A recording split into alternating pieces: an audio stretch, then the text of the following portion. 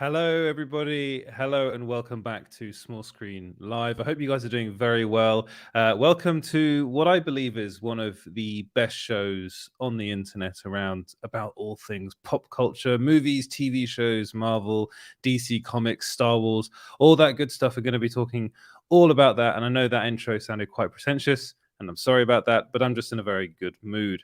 I hope you guys are doing all very, very well today. We have got Clint waiting in the wings to come into the show in just a second. But before we bring Clint in, I just wanted to say hello to everybody in the chat. So we've got Jedi Master EJ's in the chat saying hello there. I'm probably going to miss this show tonight because it's my son's birthday today. Happy birthday to your son. I hope... Sorry. Have a great show, guys. Catch you on the replay. I hope your son has a very good birthday, and thank you very much for that comment. Baker Town is in the chat saying hello. Happy birthday, Mini EJ.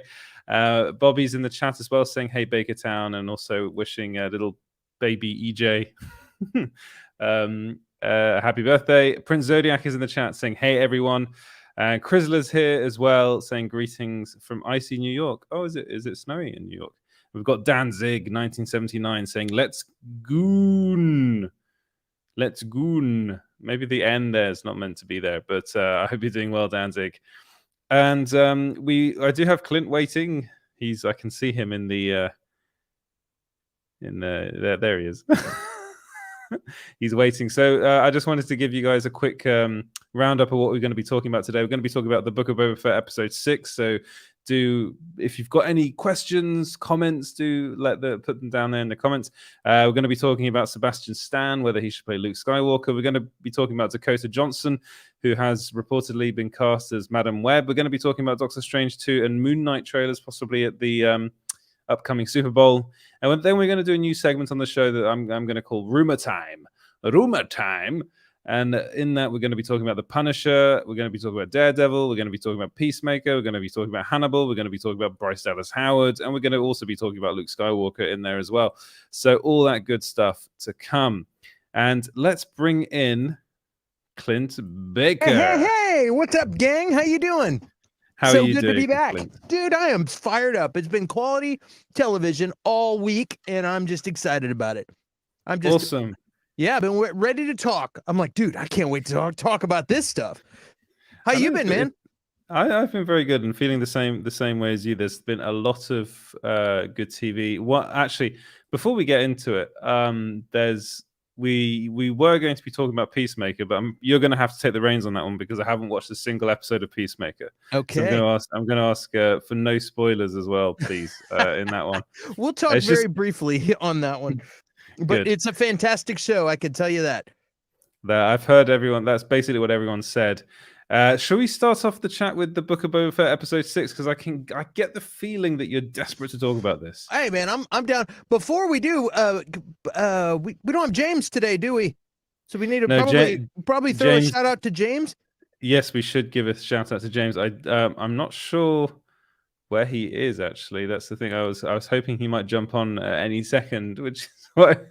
But yeah, he might. He probably won't be on with us tonight either. But yes, hope James is well. Everyone send your well wishes to James. Everybody out there right now and at the same time all over the world, I want everybody to stop and just go for James. It'll be I don't know what that means, but we're gonna just do that. So go ahead. We'll wait. All right, thanks, guys. Thank you, James. You got a bunch of rooster caws all over the world just now, and hope you're feeling better. Well, let's get gangsta, man. I'm ready to talk about some Boba Fett. Some Boba Fettless Boba Fett. Yes, the Book of Boba Fett episode 6. So what did you think of it? Don't be one of those guys. Oh my God! There wasn't even Boba Fett in the show. They shouldn't even call it that. Come on, guys. This is a show that, man. I didn't even load my. I have a graphic I'm going to use later. Yeah, I guess you have to come to my show later to check it out. But look, man, the Book of Boba Fett is a show that is answering a few questions. Basically.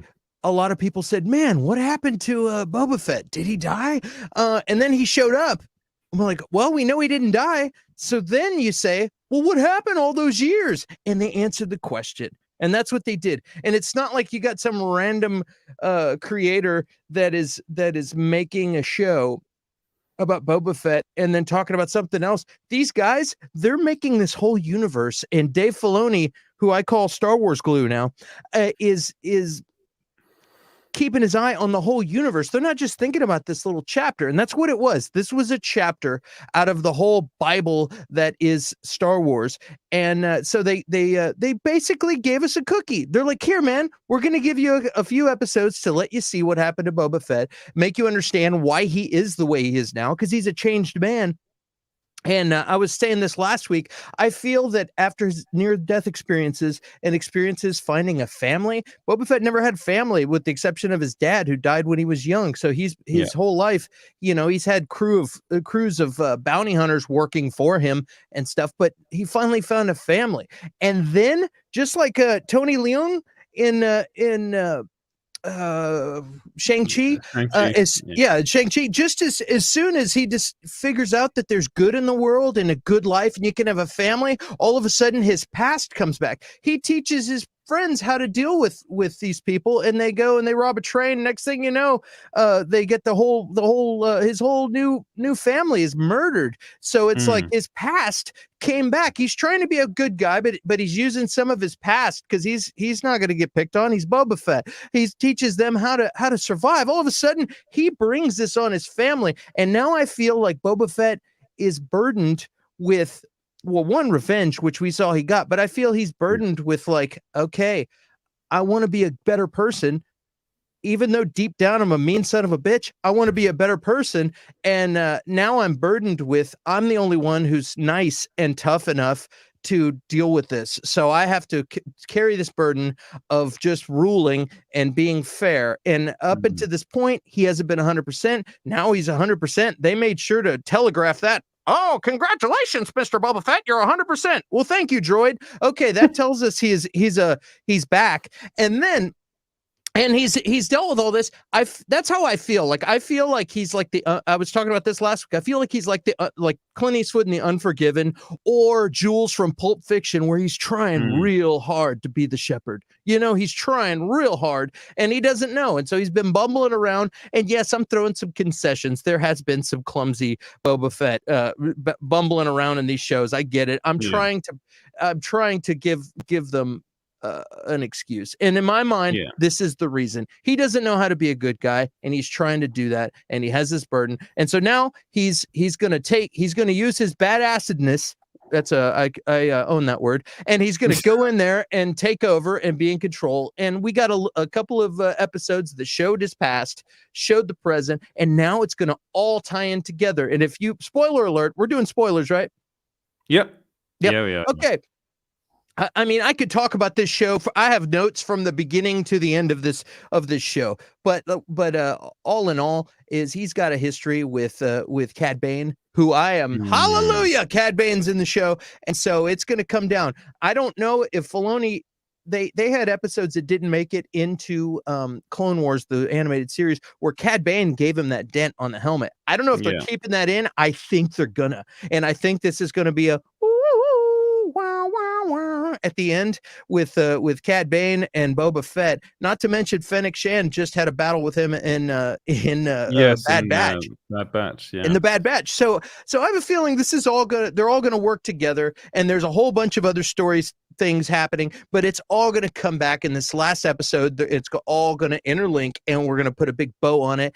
And who knows what's gonna happen? I don't know. That's what I'm troubled with. I don't know if they're gonna have Boba Fett end up martyring himself, like, he's going to save everybody and die. And I was daydreaming about this yesterday.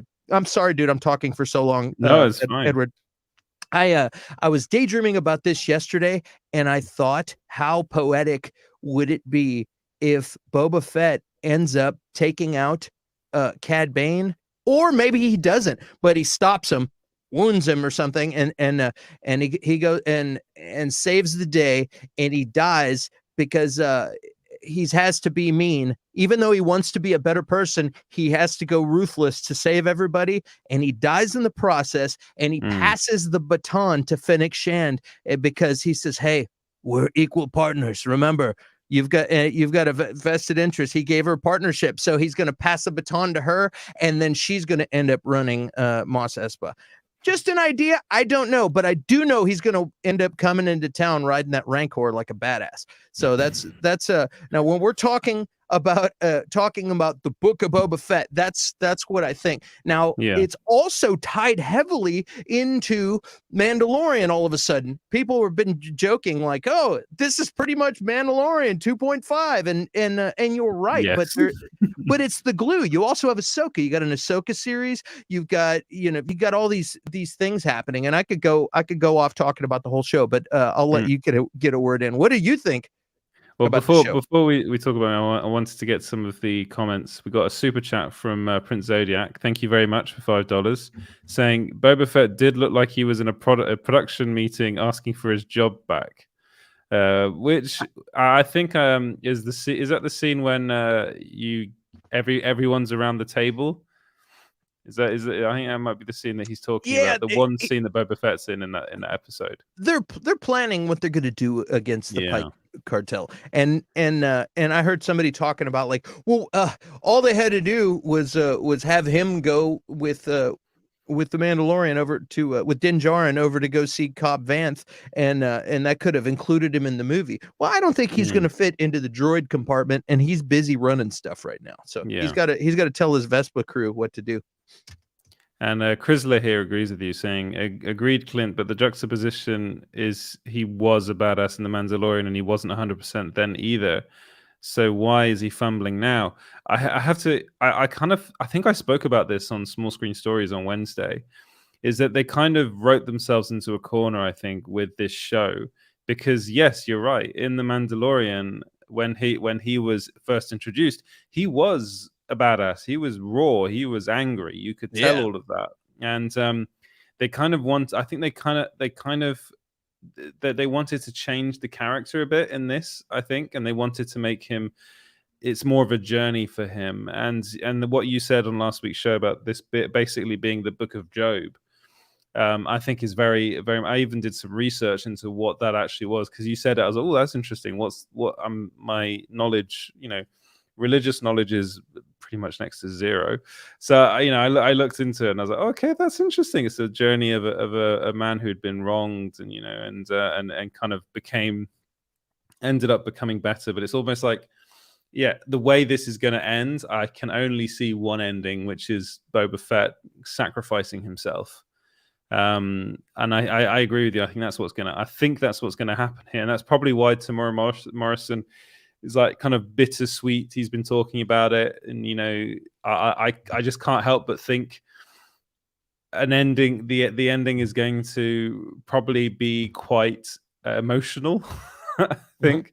And but the other thing that this specific episode did, and I wanted to get your opinion on it, was it had a heck of a lot of Luke Skywalker in it, which I was not expecting at all. What did you think of all those scenes between Luke, Grogu, and Ahsoka?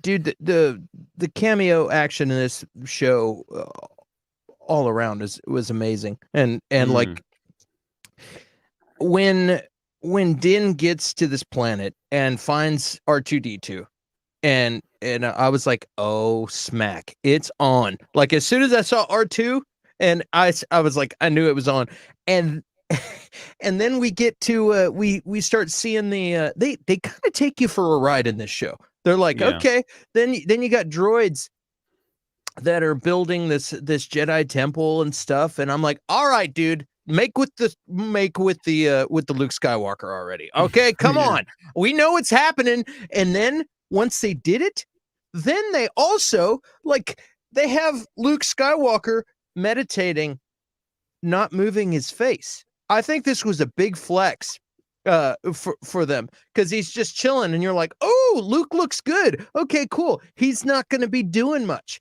and it's for those who don't know, they use deep fake technology on this. And there was on the old Mandalorian season, when they had the Luke reveal, afterwards, the whole internet went nuts. Some people were like, that was amazing. Some people were like, that looked fake, and we're like, really, guys, you're talking smack. That's pretty amazing. But a YouTuber named Shamuk, who does deepfake stuff, did a video, and he used, instead of using the like Benjamin Button technology and stuff that they used, where they de-age you, he did deepfake instead and redid the video and made it better.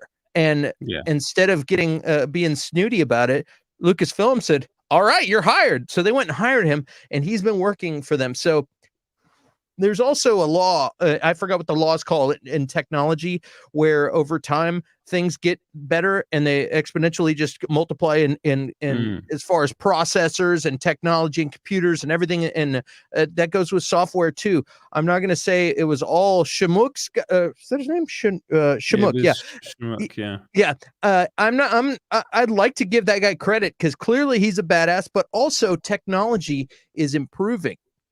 And so, and it's going to keep getting better. And you think it's this good now? Wait till next year. It's going to be even better.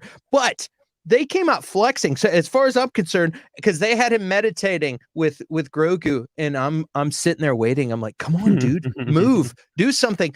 And then next thing you know, they're full on talking. They're having a conversation. They're doing all kinds of stuff. And before you know it, you got Luke running through the forest doing flips. Grogu's on his back. They're climbing up trees. They're doing all kinds of stuff. And the difference between the end of the Mandalorian season 2, where it's like, check out the technology we have. We can bring Luke Skywalker back to life. The difference now is we can make Luke Skywalker act. We have Mark Hamill acting, and this wasn't the case before. It was just like, ta-da, look what we made. This time he was actually reacting and doing expressions and acting. And when and like I said, next year it's going to be twice as good or 5 times better, and it's going to keep getting better. It's so amazing. It is super amazing that they can do this. And there's the uncanny valley. For those of you who don't know what that is, it's like when you see a robot or artificial intelligence making weird expressions and stuff, or sometimes you see an animated, computer animated thing, and you're like, is that real? There's a point where your brain can recognize it's so realistic that it's almost convincing, but your brain can recognize that it's not authentic, and it creeps you out and it makes you uncomfortable. And this is a thing we experience when we see a lot of stuff. It's the uncanny valley, and you see this, you're like, that's not real. It's surpassed that now, to where I was watching this and I was like, this is like real, but I know it's not, but it feels real. And it's really exciting to me, because that means you can have a young Han Solo. You can have a young Luke Skywalker and pull it off. And instead of just making it look aesthetically pleasing, they're also able to focus on the acting. And this is another thing too. And is they use technology called Respeecher. I'm a voiceover guy. I do voiceover work, and they have technology. They can do a profile of my voice. I could do a whole bunch of reading, much like the lady who did Siri, for Apple, and now her voice is used all the time, and AI does it. They, instead of having AI do the speaking, they can make a profile and then have it read my voice, use my voice to read stuff. But that's what they're essentially doing with Luke Skywalker. And they can have other actors come in and they have a profile. And so with Respeecher, I could go in there and read Mark Hamill's lines, and they can run it through AI, and they replace my voice with Mark Hamill's voice. And I have that technology back there, that little box right behind me. I can do that with guitar amps. I have like 1,000 amps in that thing, and I can mic up a guitar amp, a Marshall amp, and it runs, does all this cool stuff and makes a profile, and then I go play through it through my Marshall amp, and then I play through that, and they sound identical because it's a copy of that. Essentially, it's the same thing, only way more advanced, and they can do that with speech. So it's amazing. Those two things, that means all of a sudden the deepfake technology, it's actually taken the nuances of emotion and like and also taking the scratchy voice and things, and it can take nuance and make it sound real. So all bets are off, dude. You can have a Marilyn Monroe James Dean movie. You can do anything, and it's only going to get better and better and better. So there you go. I didn't mean to talk so long again. That's fine. I was just thinking when you were talking, that's quite. I mean, I thought about this before, but it's quite worrying that they can do this. That they can just take someone's likeness and not even have to have the actual actor be around to do it. I mean, with this. I can't remember his name. It's not the same guy that did it in the Mandalorian, that played Luke in the Mandalorian. It's a different guy.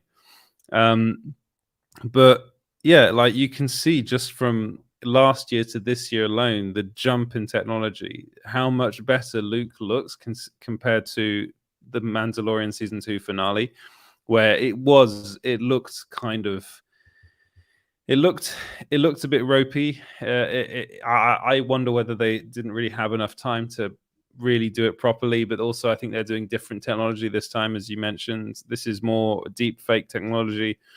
There is still that kind of, with me, there is still that uncanny valley aspect to it, but that's the only reason that is because I know that it's not real, and it's your brain tricking you. Because, for instance, when we went to see, my wife and I went to see Rogue One all those years ago, or not that long ago, but like a couple of years ago, she did not realize that I was like, who did you think was the CG character in that movie at the end of it?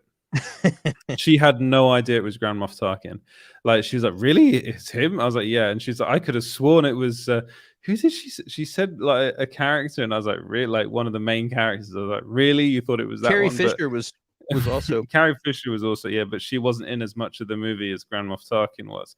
And it was like, that was the moment that I remember thinking, God, this is really worrying, because like they can bring back I'm forgetting the actor's name now, the British actor that played the role, but literally they can bring him back, and then I was wondering about the estate, these actors' estates and things like that, worrying about all of this, worrying about them using their likeness without their consent, which is what they're doing, really. Although Mark Hamill, I'm pretty sure, is fine with it, as long as I mean, this is the kind of stuff that Mark Hamill probably wanted to do. Like, he's like, yeah. There's likeness rights. They got it. They have to compensate if they're using but that stuff, Peter Cushing, or what's his name? Peter Cushing. Yeah. That's his name. Yeah. But it's something that you kind of probably didn't even realize that you'd signed away. It's like, they're like, oh, it wasn't the contract. We own your likeness, basically, so we can do whatever we want with this character. And then that's for basically forever. So that's pretty much what's going to happen, because I mean, I'm going into a bit early now, but one of the rumors is that Luke Skywalker is going to get his own series, and it's looking less and less likely that they're going to get Sebastian Stan to play a young Luke Skywalker, which is what loads of people wanted, including Sebastian Stan. But they don't need him. I mean, they pretty much did a whole episode of Luke Skywalker, and it was fine. And it's probably not really that much more expensive than it would be to hire one of these big name actors. It probably comes in at being cheaper by getting like a body double, and then getting a voice actor, and then getting people to do the deepfake technology. All of that combined would probably be cheaper than getting Sebastian Stan to do a whole series. So it's probably more economically viable to do it. So I'm pretty sure that's the way they're going to go with these characters. And that's why I do worry a bit about Star Wars is just overall, like, that they have and I spoke about this on Small Screen Stories, which, by the way, you can listen to as a podcast now. You could always do, but I do it on Wednesdays. First episode was last week. Just search Small Screen Stories wherever you get your podcasts. Small plug. Also, like and subscribe, please, if you're watching and you haven't done. But yeah, that it's like I just feel that Lucasfilm is getting they're too attached to these legacy characters, and it's a bit worrying, because I think for Star Wars to progress, they need to get away from that. And then this was the one thing that I was really I really liked this episode. I actually loved this episode, but I was like, I hope they don't do too much of this, because I really can see a future where Lucasfilm just keeps on doing this. But I mean, maybe that's just me. What do you think, Clint? Right now I think it's appropriate. You know what I mean? Like I said, I'm calling Filoni the glue, Star Wars glue. He's gluing it together. And what's cool about this episode especially is you're starting to see where Luke went and how it relates into where we are in this other story, and it glues it together, and it's a nice little nod, a nice little cameo. We got to see that Ahsoka and Luke know each other. We've wondered that for at least. Yeah, how did that happen? They're Jedis, man. They were sending off vibes into the universe, and so that's cool. You know what I mean? Like they're like cool. They know each other, and they got to do the thing. They're like, just like your dad, and it's neat. You know what I mean? I think that's super cool.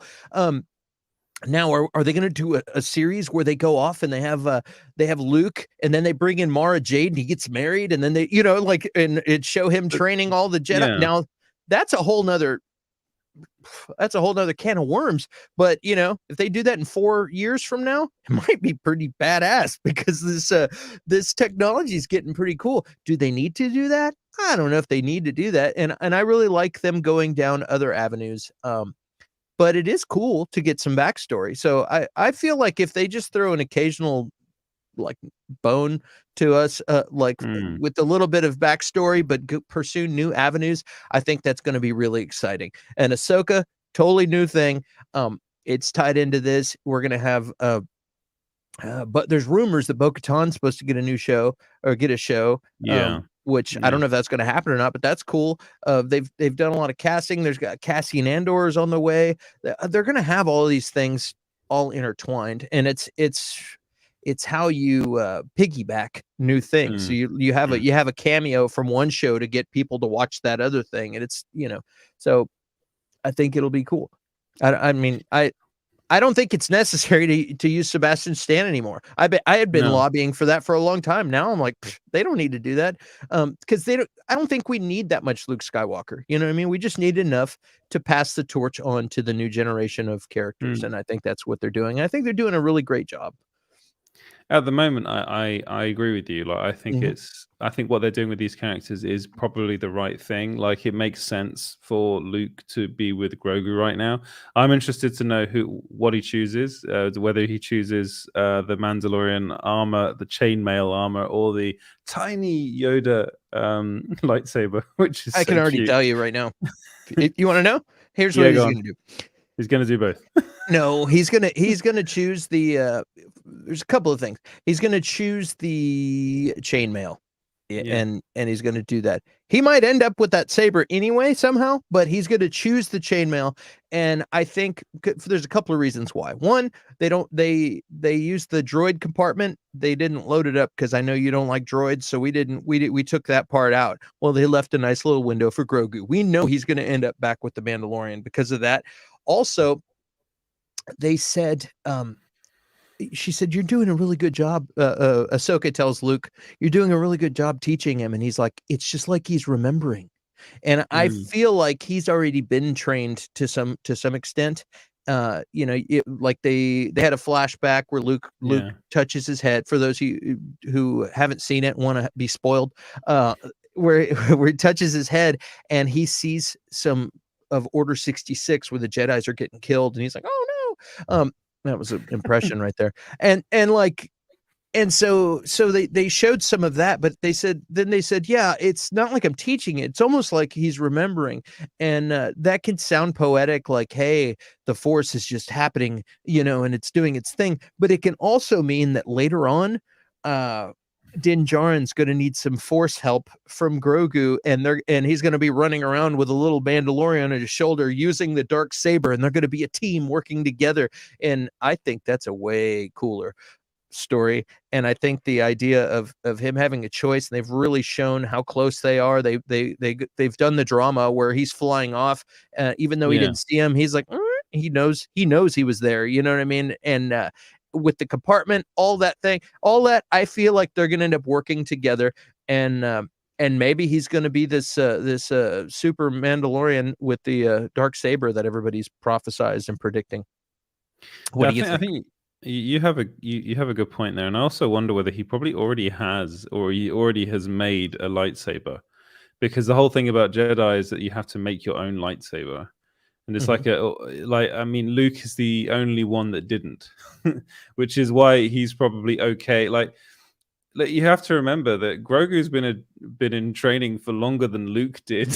Like this is the thing. When I was watching this, I was like, dude, Luke literally spent like a day like training to become a Jedi. Let's be honest. Like he had that time with Yoda on Dagobah, and that was about it. And it must have lasted what, max a week. Let's give him a week. But Grogu is how, I can't even remember how old he's supposed to be. He's 42. He's 50, but 50, that makes him like a 5-year-old. He's like, or 6-year-old or something. But he still would have had like years of training. Like, yeah, but like but you're right. But years that could be like weeks or months to him because like I said, he learns. He's an 800. Their lifespan. Yoda lived to be like 8 or 900 years, and he was 900 years old. Yeah, 900. Not so good. You look, will you? You know, yeah. And so like this thing is 50 years old. So he's like, geez, he's like what, like 5-6% of his lifespan. He's only that far. So it's, I mean, for us, 50 years sounds like a long time. Maybe, how long did he train? That's nothing to his species. So God, imagine having to train that and to be a Jedi. It's like how frustrating would it be? Yeah, because literally the only person that could train him would be another one of his kind. Like because otherwise you're just losing masters left, right, and center. You're constantly having to have a new Jedi master because it's like oh, no, what's the point?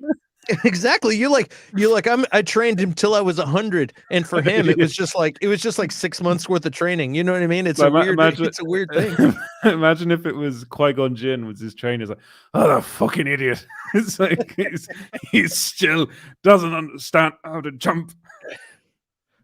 I've got a particular set of skills. Training Grogu. The fucking Grogu. He doesn't listen to a word I say. But yeah, it's every time I when I was watching, I was like, he must have been trained longer than Luke. Like, and and then I do want, like, there must be a whole backstory to his character as well. Like, is he actually related to Yoda? Is he Yoda's son, or is he? There was another one, wasn't there? I forget her name. There was a female. It sounds like Grendel, but it's something else. What is her name? I can't think of it right now. And they must have been like the last 3 left of their species, because I don't think there are any others. Considering how long they live, is kind of like a bit. They're probably like the pandas of Also, Star Wars is centered in this area. Yaddle, not Grendel. Yeah, Star Wars is centered in this area. You know, they talk about the Outer Rim. There could be a whole bunch of those species like way outside of this known area. So who knows? Yaddle, thanks. I think you're right. I think otherwise there will be no Mandalorian season 3. That's the other thing that I was thinking. It's like if he doesn't choose the Mandalorian, it would be a bit like that. There was obviously a bond that was done there, and then what Luke says is true. Is like, you know, a lifetime for him is like a couple weeks for you. You know, so that's the other thing about this, is quite sad. He could go off. It's just like, oh yeah, so I went and spent this one crazy wild summer off at Mandalorian camp, and then went back to my Jedi training. It's like he's got a long lifetime where I don't think he's going to be too old to go back into training. Then you also have the all of the Jedi kids getting murdered, and you need to not have him there for that too. You know what I mean? So you got to explain that. Or does he get killed with all those other ones? Or does he go on to rule Mandalore as a fearless, tiny Mandalorian? Who knows? I was wondering whether he might help train Din Djarin use the Darksaber. That's the one. I was wondering whether it'd be flipped, and that he starts remembering things and actually was trained as a Jedi, and actually could do all of this stuff anyway, and then ends up like, you know, walking kind of the Mandalorian through it. Because that's the best part of this series for me so far was at the beginning of episode 5, when you see the Mandalorian use the Darksaber and you actually see him cut himself as well. which is like the first time you've ever seen anyone do that with one of those things, which is very realistic, really. If you had something like that, you probably would cut yourself. Yeah, it was really cool. So I want to see more of that.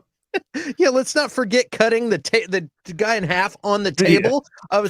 I saw this. Somebody sent me a video where they were like, "Yeah, no cussing in Star Wars," and it was like, "Dang Ferrick, dang Ferrick, dang Ferrick, but you can do this." And then it all of a sudden they had like some like new metal song with like metal. It was like, and as soon as the dark saber like goes, it was like, and it was just showed him like killing everyone, and it with metal behind it.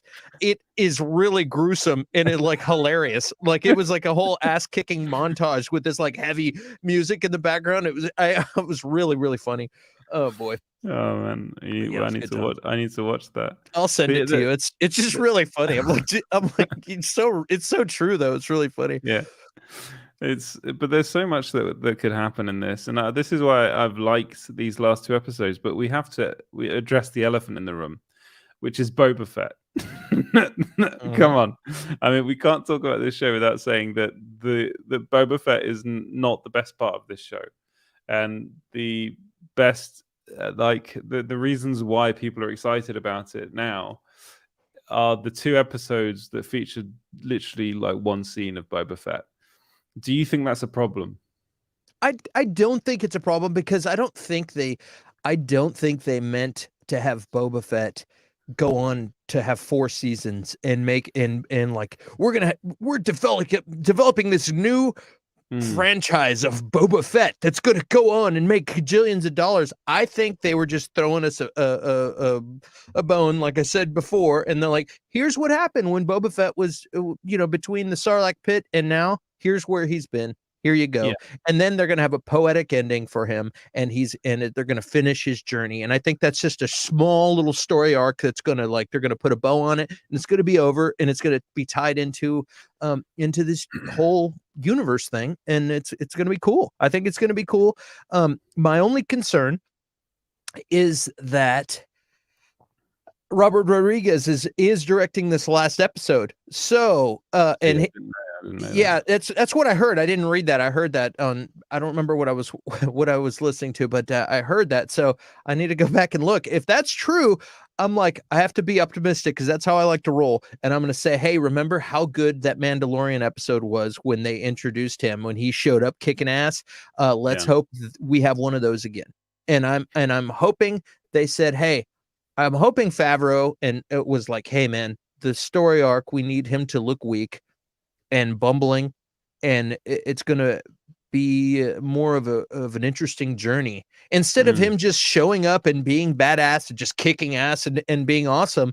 I think we need to have him be a little bit weak, and he's climbing out of the mud to be back up on top and be a badass. And also with his character development, whatnot, I think they're going to sacrifice him, like we were saying. I think he's gonna save the day, and he's going to be a badass again, but he's not a murderer and a killer like Cad Bane said.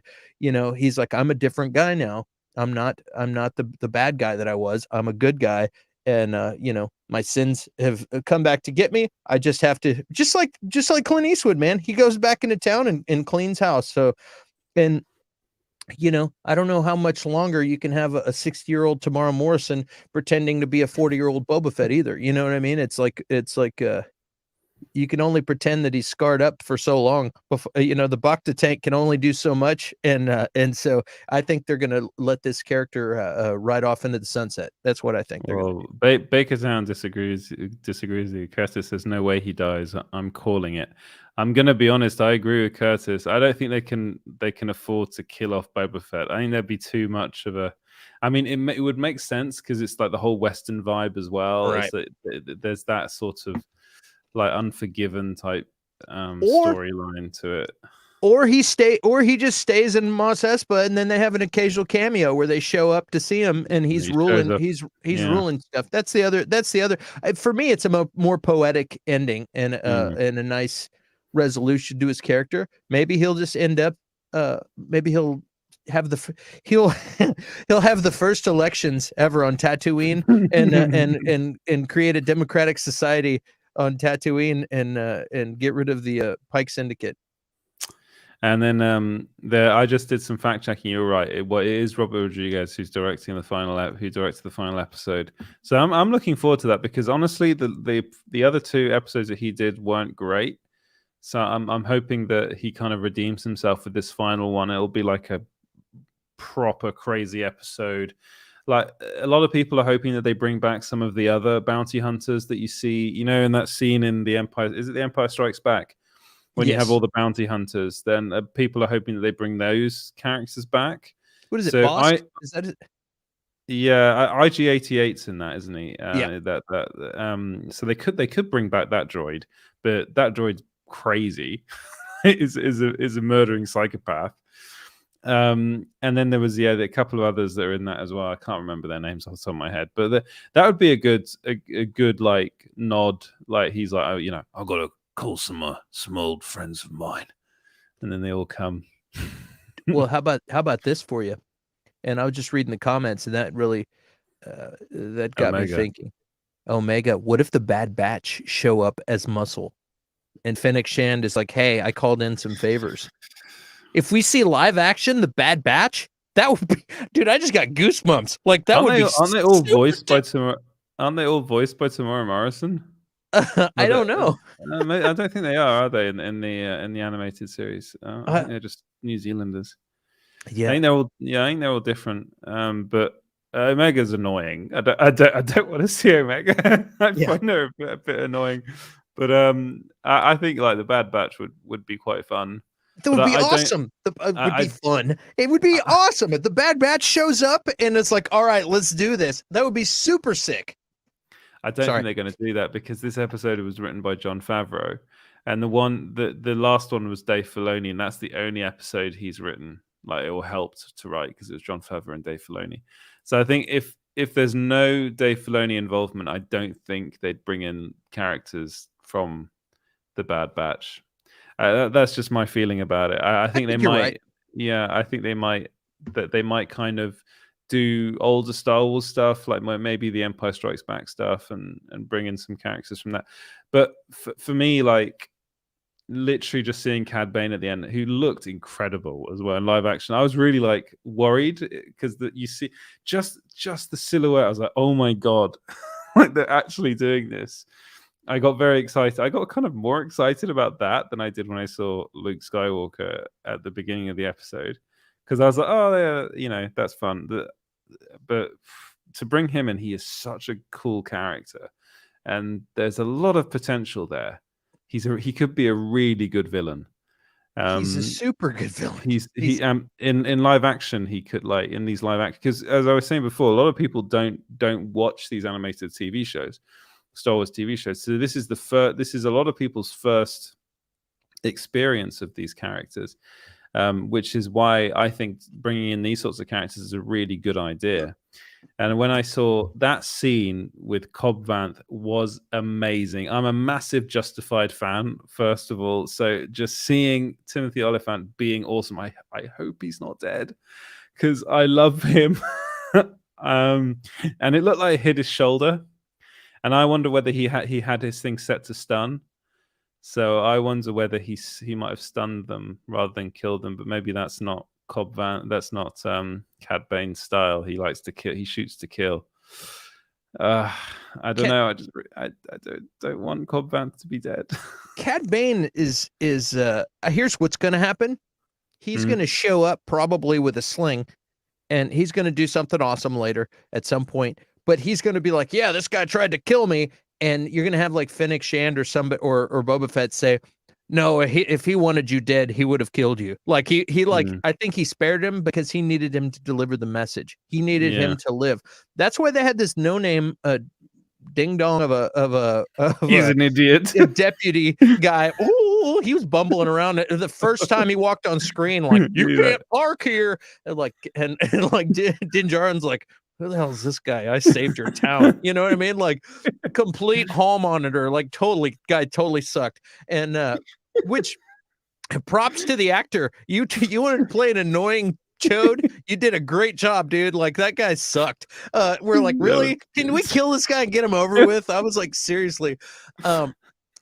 He kept on telling us to Anyway, go inside. I was just like, just go to the fuck inside. You're gonna die.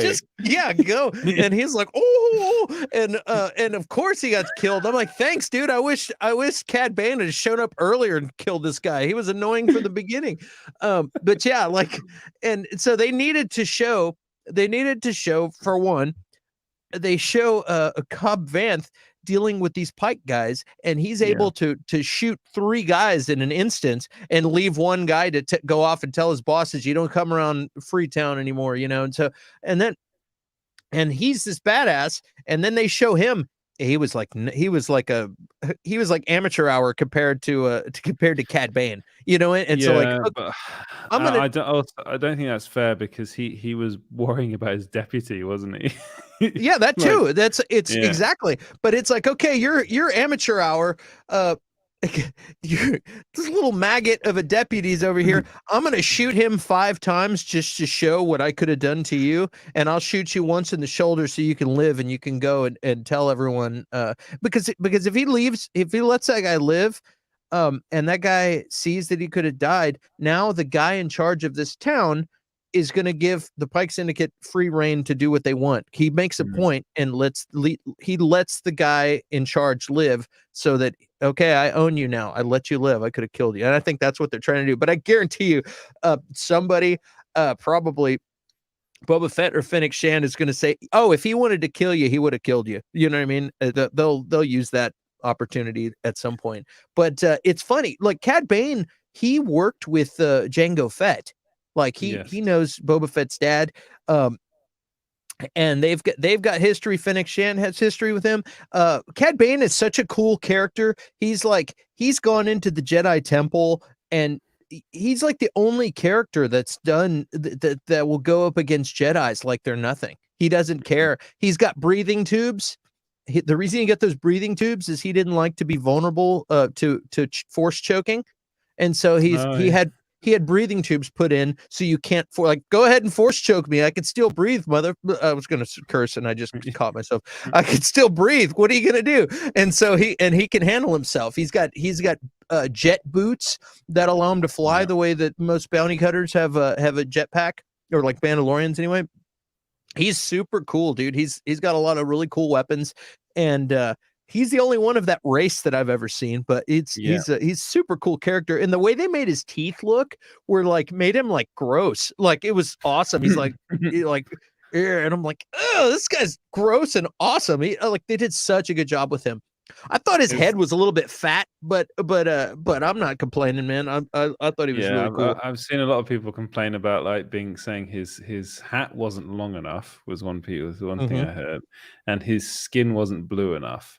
And I was like, oh, come on, guys. Like also that his mouth was too high up his face. And I was like, what do you want? Like, you could complain about Ahsoka's montrals, her hair tail that she's got.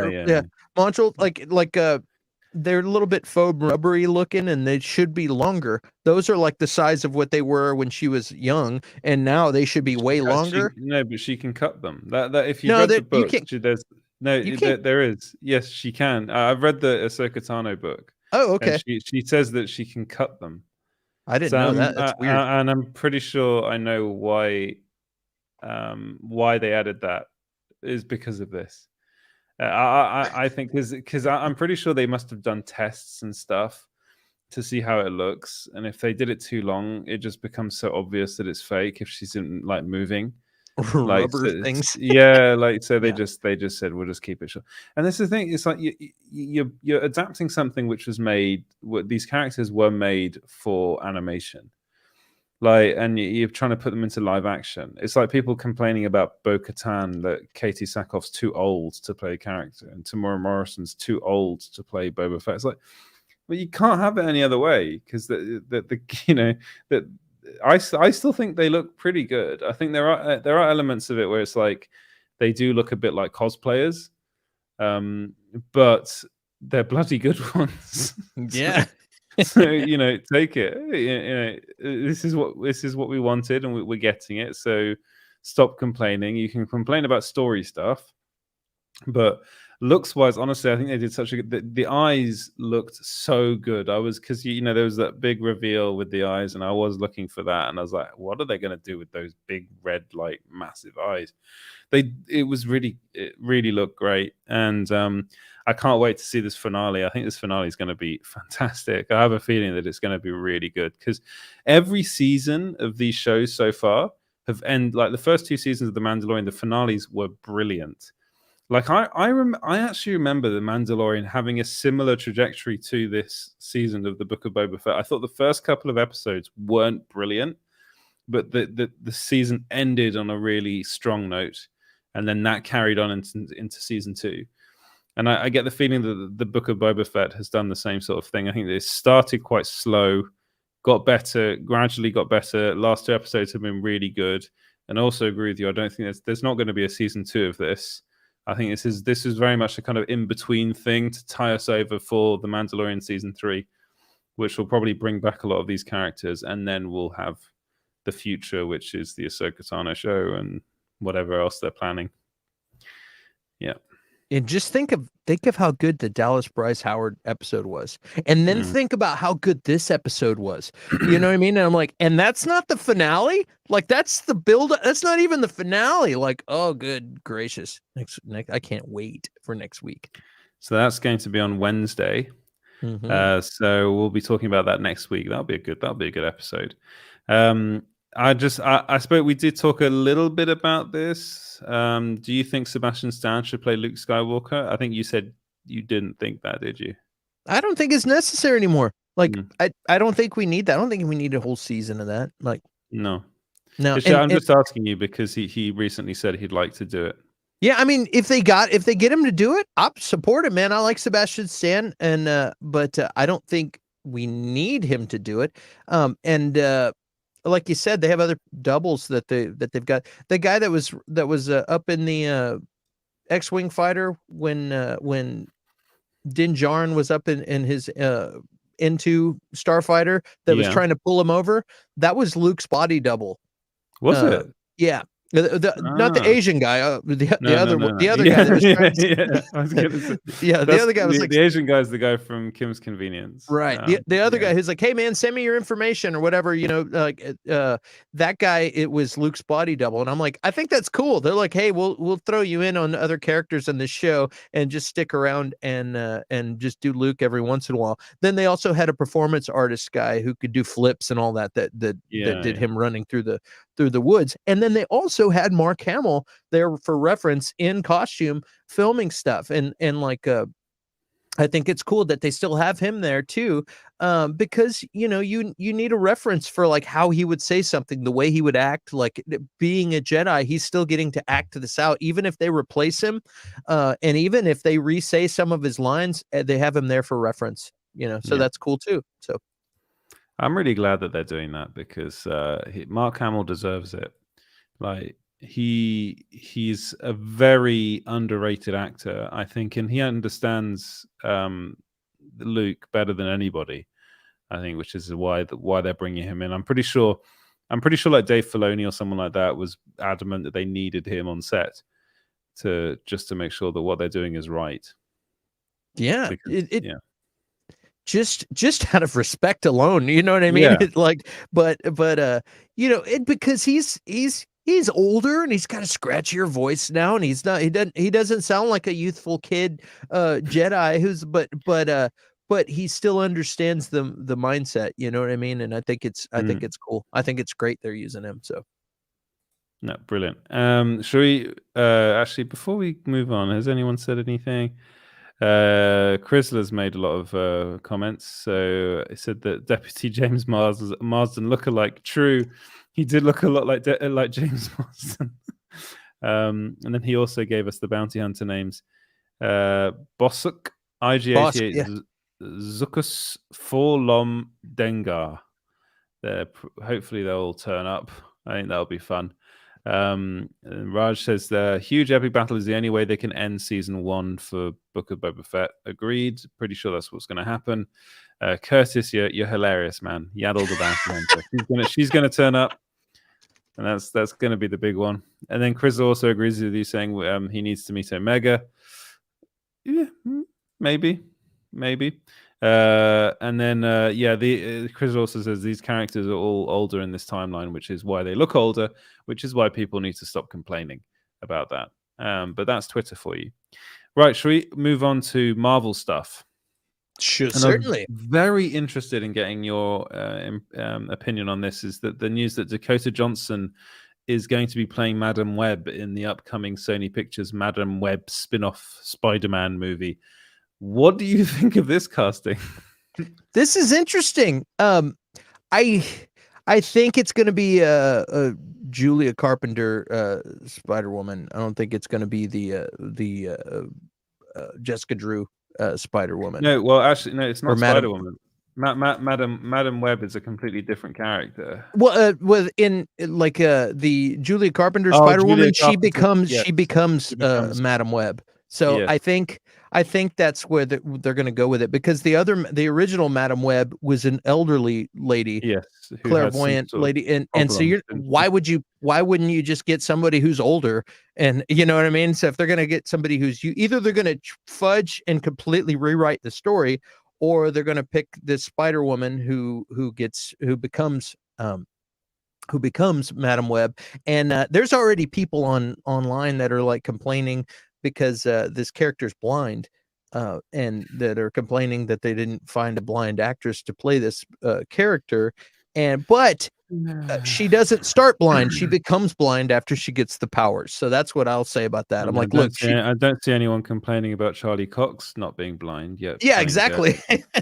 Well, somebody out there is always complaining. I find these days, it seems like, but yeah, I read that. I'm like, guys, the character doesn't start blind. She becomes blind. So there you go. There's the excuse. I'm making one up for you, Sony. Okay. This isn't a blind character. This is a character who becomes blind after she gets these crazy powers. And I don't know a lot about this character, to be honest. No. All I know about the characters from the animated series. That's literally all I know about the characters from the Spider-Man animated series. And I know that she just pops up to piss off Peter Parker.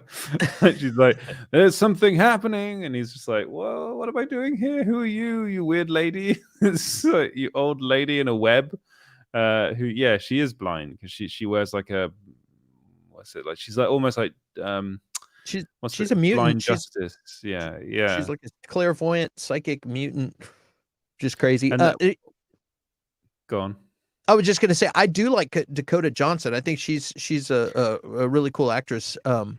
She just seems nice to me. I don't know. What do you think? I really like her. I really liked her in the first thing she was ever in, which is the Social Network. Mm-hmm. That was the first thing she's ever in. She is the daughter of Don Johnson. Is that his name? Yeah, Don Johnson. Two actors, I think. Her mum's an actor as well. And she's of course known for like the 50 Shades of Grey movies, but she's a lot more than that. Melanie Griffith is her mother. Yeah, Melanie. Yeah. So she comes from like really like Hollywood stock, you know, like Melanie Griffith as well is like old school Hollywood, her family. So and you've I think you hit the nail on the head. It's like they're going to do something very different with this character. I didn't think about that. I didn't know there was a younger version, a Julia Carpenter version of this character, but I'm pretty sure that's what they're going to do. Almost make her basically start off being a version of Spider-Woman, and then probably towards the end of the movie become Madam Web. Like it's almost going to be a Madam Web origin story. The one we spoke about this before is that I just don't trust Sony when they do these Spider-Man movies, because I don't think any of them have really been very good. When they're not working with Marvel, I don't think the Venom movies have been particularly good. I don't think Morbius is going to be very good. I don't think Kraven the Hunter is going to be very good. But I do think they've cast very good actors in these roles. I think, Tom Hardy, Jared Leto, Aaron Taylor Johnson, and now Dakota Johnson. They're all very, very good actors. Hopefully they'll do the character justice. But then again, she's quite an unknown character, really, an unknown quantity, and they can kind of do whatever they want with her. That's the thing about this character, is that it's not like a Batman or a Spider-Man. You know, it's someone that's kind of on the fringes a bit, and she's a bit like Doctor Strange, I think, in many ways. Like a female version of Doctor Strange she does a lot of stuff with the multiverse and the Spider-Verse as well. It can bring in all these characters together, and that's often how she's used, I think, in comics, is to bring characters together from different multiverses as well.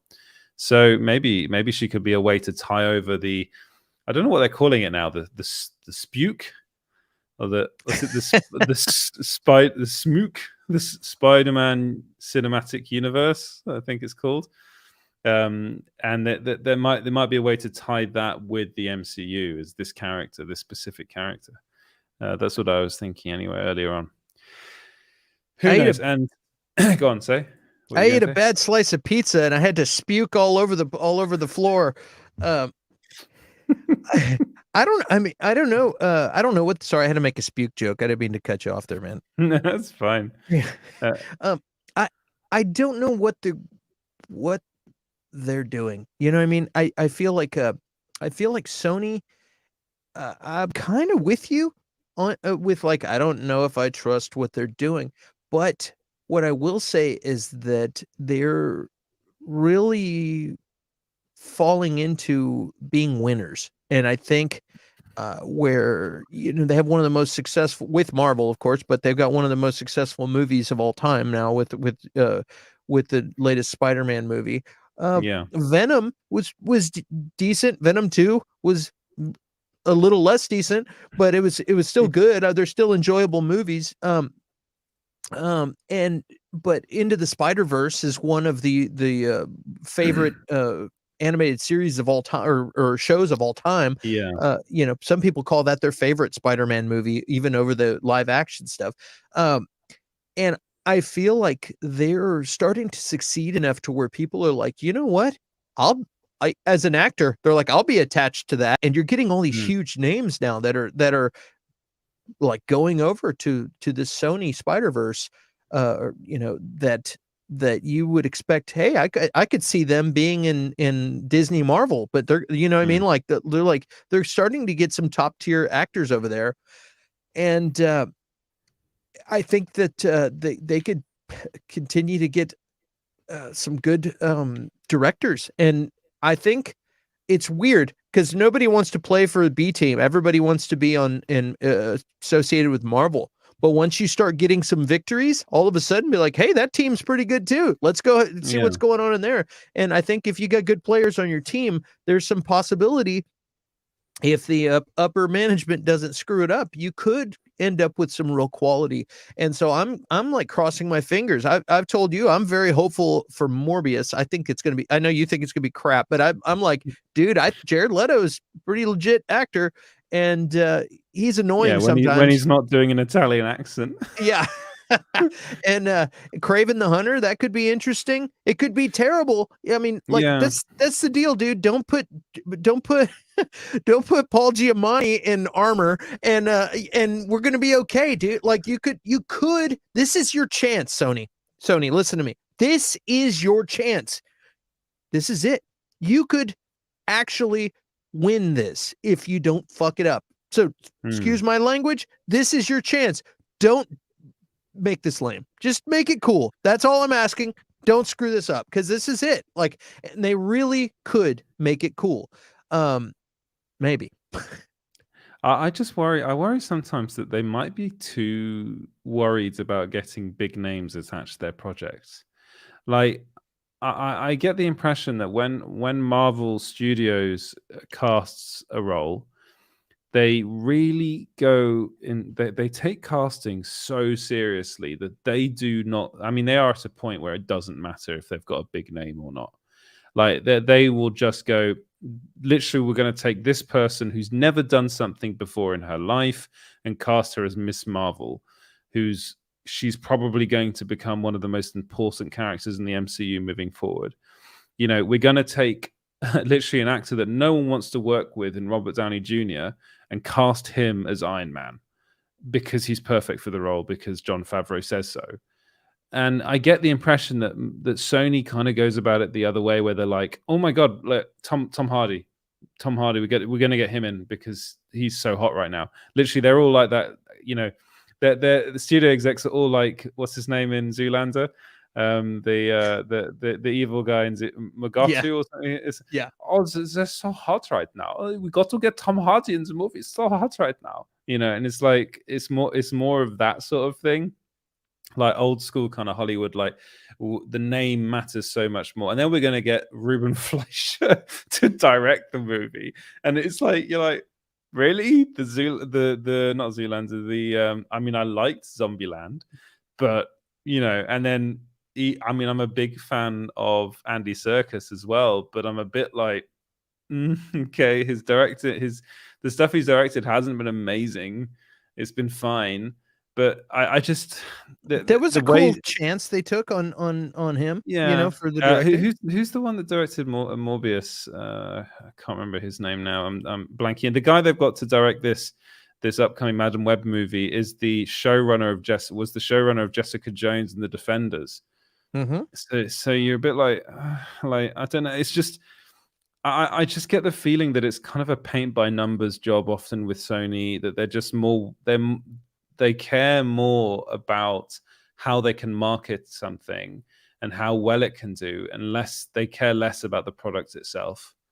And they don't put as much thought into their movies as a Marvel does, or even a Warner Brothers does. Let's be honest, like with DC films, I think there's an awful lot of thought that's going into their more recent movies. And even, you know, the plan didn't work for them with Zack Snyder, but even those films, I thought that there was an actual idea of where they could go. I think Sony's just kind of making it up as they go along, and that's just the impression I get, and that's why I get a bit worried about these movies. Who knows? Maybe when Morbius finally comes out, if it ever does come out, we might be sitting here and you'll be like, Ed, I told you so, and I'll be like, fine, I'll give you the clap. And I'll be like, yeah, you know what? It wasn't that bad, or it was brilliant. Don't give me the clap. I don't need that. Yeah. Anyway, they're my probably too long thoughts on. We spoke quite a while on Madam Web. Should we move on to the Super Bowl? That was a sexual disease joke. Yeah, let's move on. Yeah, let's move on. Doctor Strange 2 and Moon Knight trailers might, this is according to Deadline, there might be trailers at the Super Bowl. Now, I've never watched the Super Bowl, but what I do know is that they do trailers at halftime, don't they, for quite big movies. So have you heard about this, and what are your thoughts? Are you looking forward to a potential Doctor Strange 2 and Moon Knight trailers? You are correct. They do trailers at the Super Bowl. I look forward. You're loving this. I'm having a great time. They, like you said, they do trailers at the Super Bowl, and I can't wait. The Super Bowl is always a fun event for me, and me again. I do voiceover work. And so I pay attention to ads. Really? You never said so. Yeah, so I like to run this factoid in the ground, but I'm interested in ads more than anything, like more than most people would be. Like I'm just like I do songs and a lot of other things. I dissect everything, and I really enjoy the Super Bowl because the advertisements in the Super Bowl, it's the most expensive advertising time of the year, and it's really fun. Some really hilarious, cool, clever things happen, and some really expensive movie things happen. Yeah. So it's like, if you're gonna be showcasing your new show or your new movie, that's the time where you're gonna make some waves and really, really show the world, hey man, here it is, and everyone's watching. So I can't wait. I can't wait. Moon Knight trailer. I'm already fired up about Moon Knight. Like, please show me 5 more trailers, and like, Yeah. let's do it. I'm all about it. And what I was think the other trailer that they were talking about besides Moon Knight? I'm still just super excited. Doctor Strange 2 is like the first kind of full trailer, because people are considering that the first trailer they released was actually a teaser. You know, it was quite long for a teaser. Honestly, I don't even care about seeing a Doctor Strange trailer. I want to know. I would prefer to know less about it. I do want to. I guess for YouTube's sake, yes. Let's break it down and look for all the little nuggets. And hey, was there a guy there that they erased because they didn't? You know, whatever. Well, we're going to be dealing with all that. The real movie fan in me would rather just not see it and go, because I already have, you know, little theories as to what's going to happen and whatnot. But, you know, then again, there might be a little nugget in there that makes me even more excited. Like, holy crap, I didn't even think they could do that or whatever, you know. It's or just fun. end the trailer with the 3 claws. Yes, that's what I'm talking about. That's that'd be it. People would lose it. yeah, I had a mild stroke just thinking about that when you just said that. I'm like, the possibility of who's going to be in Doctor Strange is it's unreal. There really there's no boundaries to it. That's what's insane. So we could sit here and talk for hours about it. I would almost rather be surprised than see it, you know. But then again, we need something to talk about after the Super Bowl. So you know, I know we're gonna both be no one wants to talk about the game. Yeah, I don't care about the game. I don't even know who's in the the Super Bowl. I'm cursed. I don't know if you knew this, but I don't follow sports because anytime I root for a team, they will lose every time. My entire life, especially if I'm in person. But I found this out a long time ago, and it's like, you know, this sucks. It's no fun to watch sports if your team loses every single time. So my entire life, I've never felt the joy of having a team win and say, woo. The only time I did was the Miami Heat versus the Dallas Mavericks, and they had that whole series years ago, that like a handful of years ago. And I wasn't even a real basketball fan. One of my best friends was, and that's it. I was like, wow. I was rooting for them because of her, and I thought I was jinxing her. They actually won, and I was like, wow, that's what it feels like to have your team win. I've never experienced that before. So I'm saying a long, stretched out way of saying I don't really care about the Super Bowl, but I'm excited. I hope I see some trailers. Yeah. I know nothing about it. I've never played American football. I'm a rugby and football guy, like, you know, real football, soccer, as you call it. That's what I like. And being English, I can tell you that I've just had years of disappointment as a sports fan. We don't do very well. But yeah, like, again, when the Super Bowl comes around every year, I distinctly remember the first year I had to cover it as a journalist. I was just like, what? How many trailers do I have to write about? It's like, it was so many. I think that was the year that The Force Awakens came out as well. So that was like a lot of trailers that year. And it's an insane thing. Everyone wants to see the halftime show. I think they've got a really big like halftime show thing planned this year with like Eminem, and is like Dr. Dre there as well, and Snoop Dogg. They're all gonna be doing the halftime show. So I mean, I don't even know who's playing in that game. All I know is that there's potential Moon Knight and I think Moon Knight might be more likely than Doctor Strange 2, because Doctor Strange 2 is quite far out. But the other thing people were saying was that is it on NBC, which is the network that's owned by Paramount. So Paramount might not want to like have an advert for something that's on Disney Plus. But then I was like, well, if Disney pays, they're gonna pay. They're like, okay, here's more money. Like, what they don't have enough. They're not. Paramount is not rich enough to turn down all of Disney's money. They're gonna sell that to whoever. Yeah, yeah, exactly. I can tell you though, man, if you've never been, Super Bowl parties are fun. You go, you drink beer, yeah, you eat snacks. There's snacks all over and food, maybe some barbecue happening, and you drink beer and you hang out, and then like while the football is happening, people are like glued to the TV. You don't really care. So it's like, okay, y'all can just talk or just watch that, and then you'll just go eat snacks. And then when the commercials come on, then you go over and you watch the commercials, and they're fun and they're hilarious, and everybody's laughing because they're the most hilarious commercials ever. And then the halftime show happens, and then everybody talks about Janet Jackson's boob, and then it's like, then you go back to eating snacks, and it's a good time.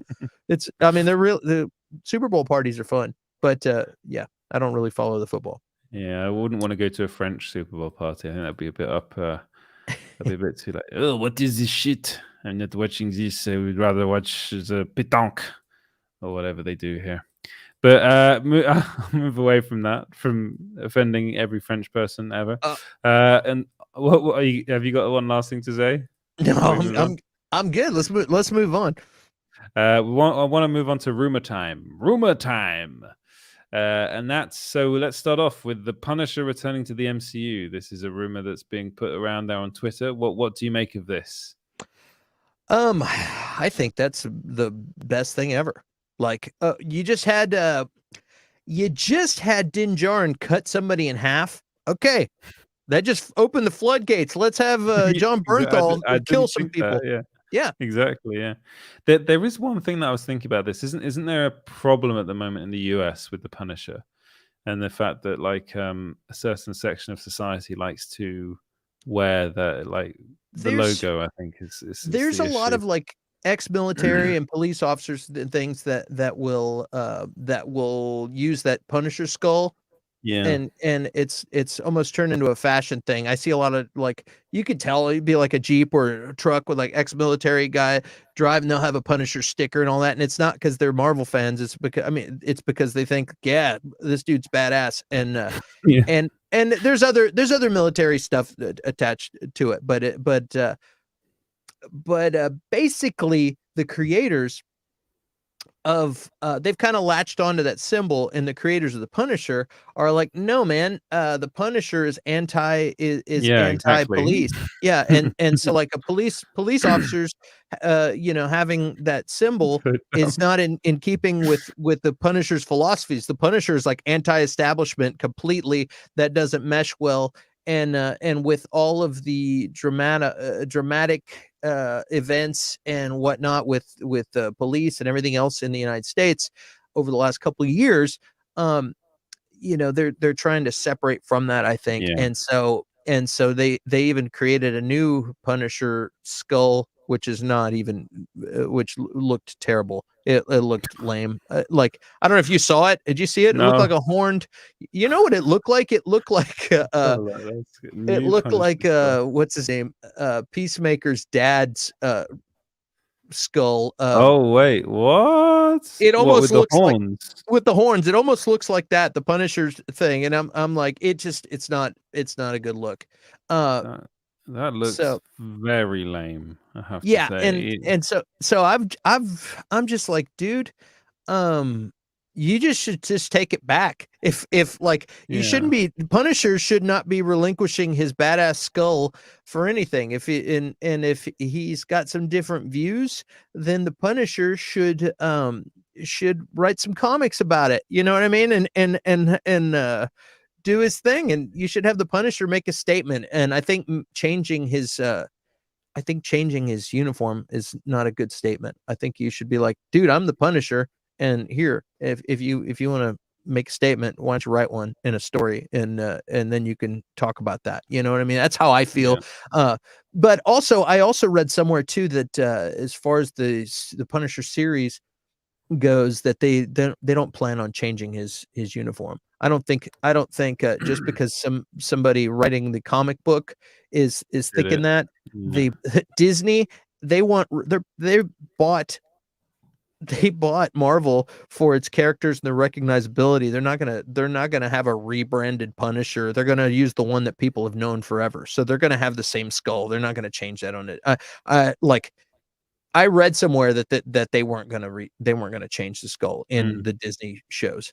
stuff. So that would make sense, because Mhm. the people that are going out, like the ex-military and police that are going out putting the Punisher logo, like literally, that's kind of a thing. Like if you think of like American Army, like, and then you think, oh, they'll probably put a skull, like a Punisher skull, on their tank or something, and Right. it's like it's really stupid, because the character and the creator said this multiple times over the years. The character is literally anti-establishment. Yep. And he said it here, Jerry Conway. He said, "This is a symbol of a systemic failure of equal justice. It's time to claim this symbol for the cause of equal justice and Black Lives Matter." And and the fact that it's being taken completely out of context by certain people that have probably never read a Punisher comic in their lives, or even really know anything about the character. But these are like human beings that go out, and like, I'm a big supporter of military. You know, I don't always support the government Yes. plans with the, but these are guys that have signed up to go out, and they follow orders, and a lot of them lose their life or lose their mental stability, end up coming back. You know, if they're not physically wounded, they're mentally wounded or emotionally wounded. And I'm a real big supporter of military, and the sacrifices that they make. And you got a guy that going out, and who has to go out and ruthlessly do some terrible things to protect people, or just to follow orders.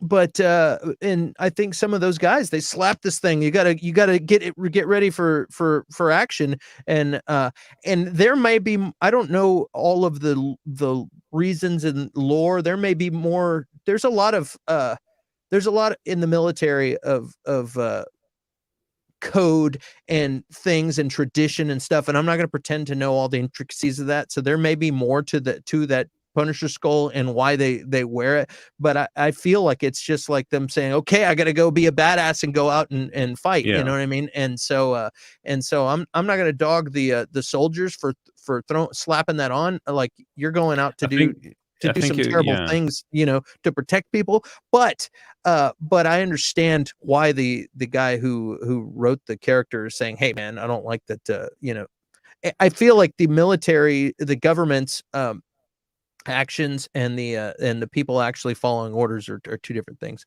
Yeah, and I think it's more. I think he was more upset with the people that were doing the anti-Black Lives Matter protests that were going out wearing the skulls on like their, you know, wearing like body armor and stuff like that. So it wasn't so much like anti-military. It was more anti-establishment, so anti-government basically.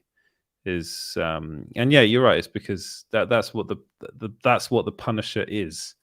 You know, as a character, he's someone that feels like he has to take the law into his own hands, and you have characters like that everywhere. You know, in these comic books, and it's a very cool logo. Let's be honest, It's it'd be awesome. it'd be very stupid for Marvel to go, no, we're going to change it, and which is what they did. And I'm just looking at it now. It is awful. That design is so bad. Get rid of that as soon as possible. Bring it back to the Punisher, just the OG Punisher logo, and then get John Bernthal to play the character. He really wants to play the character. You can go and have a look at the video that we did. We did get some details about a Punisher series that they're working on at the moment, which sounds really cool. And this is the one that John Bernthal is very much involved in. And he said himself he'll only come back to do it if they do it right. Which means OG logo. OG logo and not watered down. He definitely does not want this series to be watered down, which is the way they should, this is what they should do. And hopefully, given the fact that they're open, now that literally they've released probably one of the most, like on Disney, over here on Disney Plus, it's on Disney Plus Star. In Europe, it's on Hulu. In the US, one of the most graphic shows I've watched in a while is the new Pamela Anderson and what's it called? I've forgotten the name of that show. The Pamela Anderson show with the Tommy Lee show. I haven't watched that show. It's good. I can't remember the name of the show. I'm getting It's late. Someone in the comments might tell me, but it's very graphic, and that's on Disney Plus over here. So it looks like Disney is more willing to do these sorts of things. They've got, for instance, they got Prey coming out pretty soon, which is the Predators movie that they've got, which I think is going to go straight to Disney Plus. It's been made straight for Disney Plus, and that's going to be like 18 plus. So it does look like Disney is kind of branching out of just doing PG content. Yeah, I think they're gonna start. Hey, how'd you feel about that Alien series that I linked you in, that I tagged you in? Yeah, well, Are you I knew excited about about this. Yeah, the Noah Hawley Alien show. Like, it was said a while back now that he was going to come to Earth, which is something that a lot of people seem very upset about. Like, apparently Sigourney Weaver herself said that aliens should never come to Earth, which is one of the reasons why Alien 5 didn't work, was because that was the idea behind Alien 5. But if there's one person I trust to do this right, it's someone like Noah Hawley, who is one of the most talented writers working in Hollywood at the moment. Like, I actually have it on good authority because he was writing a Doctor Doom script before Fox was taken over by Disney, and someone that I am very close with got to read snippets of that script. And said that it was the most insane script they'd ever read, and it probably would have been one of the best movies ever to have been made. And the same said very similar things about his Star Trek script, which got canned as well. He was going to make a Star Trek movie. So, yeah, bit upsetting, really. I'm excited about the rumors for Alien Takes Manhattan. I think that's going to be that'll be really fun. It's a Muppet. It's a Muppet Alien spinoff. Alien Takes Manhattan. Yeah. Oh dear. But I want to go because I've got to go to bed in a minute. I'm actually falling asleep. What other exciting rumors are there? Yes. So there is Hannibal season 4 happening? ? That's something that I'm a bit. Just give me a second. Sorry. I'm Ron Burgundy. Hannibal. That's one that I never watched. Hannibal is great. The first 3 seasons of Hannibal are really good. So this is a Brian Fuller show, which was on NBC originally. Then it got cancelled after 3 seasons.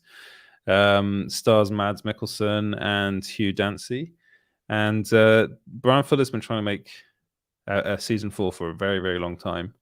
So the rumor is that that they're talking about it with Netflix. So he's been shopping it around for ever since it was cancelled. Basically, I think it was cancelled back in 2015. And Giant Freaking Robot are saying that so take this with a pinch of salt. I did try and I've reached out. I've been sending emails because Giant Freaking Robot literally today posted about 5 exclusives, which is very unusual. And this was one of them. And then I was like emailing Netflix. I was emailing people that I've worked with in the past that have worked at Netflix that might know something about this, and they were just like, someone said this could be something that might be going on behind the scenes. So I literally put that in the article. I was like, this, because this guy used to work for Netflix, doesn't work there anymore, but still has friends in the biz. And they were like, didn't hear anything about this specifically, but I wouldn't be surprised if Brian Fuller and Netflix have sorted some sort of deal out, because they've been talking together for years about this thing happening. But Hannibal is one of those shows that has a very devoted following. And honestly, I don't think it'd be stupid. I think it'd be a really good idea for Netflix to do it, because I think it's one of the most watched shows on Netflix.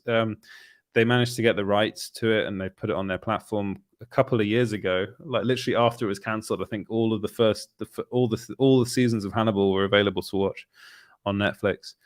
And yeah, hopefully, fingers crossed this happens, because it's really, really good, and Mads Mikkelsen's great. He's awesome. I he's wonder if so they would good. get Lawrence Fishburne Yeah, and Lawrence Fishburne's Gillian in it, yeah. Anderson and all those people in there too. I'm pretty sure if they do a 4th season, they would want to get everyone back. Gillian Anderson, maybe not, because I think she dies in season 3. Or is it Lawrence? One of them dies.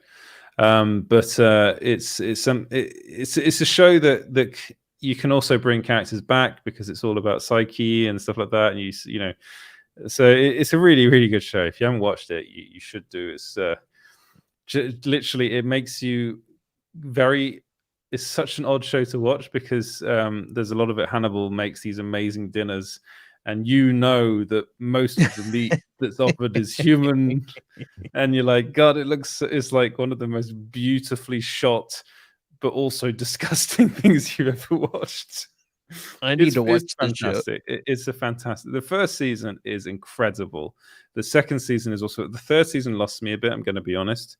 A lot of it takes place in Italy and Florence, and it was okay. It wasn't as good as the previous 2, as far as I was concerned. But I'd really like to see a 4th one. And Netflix is good at this. I mean, look what they did with Lucifer. They did a really good job with Lucifer. And and they got like what 5? Like they got it up to, is it 6 seasons? Yeah, Blacklist too. They did the same thing with Blacklist, and yeah, they're good at doing that. Is that how it works? Like, I know you have several friends that you're pretty in tune with people in the biz, where you have your sources and stuff. Is that how it works when you talk to somebody? You're like, hey, so have you heard anything? And they're like, I haven't heard anything, but it would make sense. It would make sense that they've been talking, but I have to be able to swear under oath that I didn't say anything. But it would sound like something that could happen. Is that how that works? This is interesting. So so it depends who you're talking to. So if it's someone that I know personally, it's like that. It's like I can't say that it's like they use double negatives a lot. And it's like, I can't tell you that it's not happening. And it's like, what does this mean? And this is like, James does the same thing when I talk to him about some things as well. It's infuriating because I'm like, just give me a straight answer. And they're like, no, I can't give you a straight answer. But then there are some people that are like one of the best. If you ever want to get into journalism, this is something I was told, especially in this field.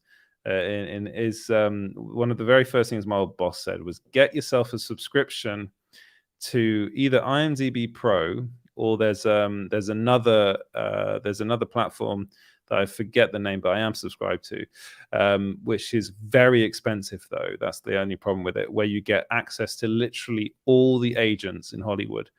Yeah, but IMDb Pro, you can get those emails as well. So I'm constantly emailing managers and PR people that I've worked with over the years. But the funniest one, and I'm not going to say who they were, but they were specifically involved with, I'll just say, an Asian show which is very popular. That's all. That's you can make. You can guess what show that might be. Cobra Kai. Got it. Exactly, Cobra Kai. And they literally told me so much stuff about what was coming. And all the exclusives are on a small screen. I'm not going to tell you which ones they are. You can, again, an Asian show. We've got videos about it now. And I was like, you have told me way too much. I was like, has this been lost in translation? Do they think I'm somebody else? And yeah. I was wondering whether they thought I was somebody else and being like from another media outlet. And they were like, oh, you've reached out to us. Great. I think they thought I was from Screen Rant, which is why they were very eager to talk to me. Forthcoming with the wow. And that doesn't happen very often, but usually it is very much like it's like, I'm not going to say it's not happening. I've literally had that a lot, but it's funny, especially if some people I've grown up with and stuff like that I've known for quite some time. That but yeah, that's enough insider talk. I don't want to give away all my secrets. But yeah, also they're like, you some of your people might be like, we saw your video. No more. Yeah, No exactly. more. Yeah. The guy I'm talking about, he'll probably watch this. We won't get up to this point. I know that because he has way too much stuff to do. But if he saw me doing it, he'd be like, dude, well, what are you doing, man? But yeah, it's years of working with people and talking to PRs over the years and trying to develop contacts with people. But I'll be completely honest with you. Most of the people that I talk to are London based, which is where I used to work before because just it's easier, just time zones and things like that. But it's just the the Asian gentleman. That was very funny. No, that is great. You're like, sweet. Yeah, you like, I just hit a gold mine. And Yeah. like, oops. Yeah, that's awesome. But then Deadline then comes out with the same information 3 months later and says it's their exclusive. So I'm like, oh, whatever, fine. We posted this ages ago, but I don't care. But yeah, no, it's good fun. That's awesome, man. Yeah. Last couple of little bits, I suppose, is that again, this is again from Giant Freaking Robot, who must have the best contacts in the business. Is that Bryce Dallas Howard is apparently getting her own Star Wars project. Now, let me say something about these articles, which I did say in the articles themselves. I said it's very suspect that all this stuff is released now. Like all this, a certain media outlet released all these exclusives on like days after like the Book of Boba Fett episode 5 came out. Fans started demanding that Bryce Dallas Howard get her own Star Wars project. A certain media outlet, I'm not going to name anymore, I've named them too many times already, then publishes an article being like, Bryce Dallas Howard is getting her own Star Wars project. I did say I've desperately tried to confirm these rumors, but people have been like either just not responding or been like, this is not something I've heard about, but I made sure to put reportedly and said this is a rumor. So these are rumors. So, but again, we spoke a bit about that last week. I think we're both on the same page as far as Bryce Dallas Howard is concerned. So maybe give her another episode of The Mandalorian first before giving her own Star Wars project. Of course, people are going to write these articles. They want clicks, and people are like, did you see that episode with the dark saber? Bryce Dallas Howard, she should be the creative director instead of Filoni. You should make her creative. She's like, you know what? Dallas Howard, she should be the queen of Star Wars. She should replace John Favreau instead producing the show. She should write the show. She should be the new Kathleen Kennedy. She should be you know what? She should be Bob Chapek. She should get his job. She should be the president of the United States. Dallas, that's how fans are. They go completely bonkers. Like, oh my God, Luke Skywalker was so amazing. He should get his own show now. Like the fans have spoken. Hey, did you hear? They're going to do a new Luke Skywalker show. It's like the fans have come on, guys. That's another article. That's what happens. It was so amazing. How could they not give this thing? Yeah. Did you say they're giving him a show? Yeah, they're going to do it all CGI. Really? Yeah. Dallas Bryce Howard's actually going to draw it on her laptop. You know what I mean? It's like people go completely bonkers because they see something I mean, dude, I do it too.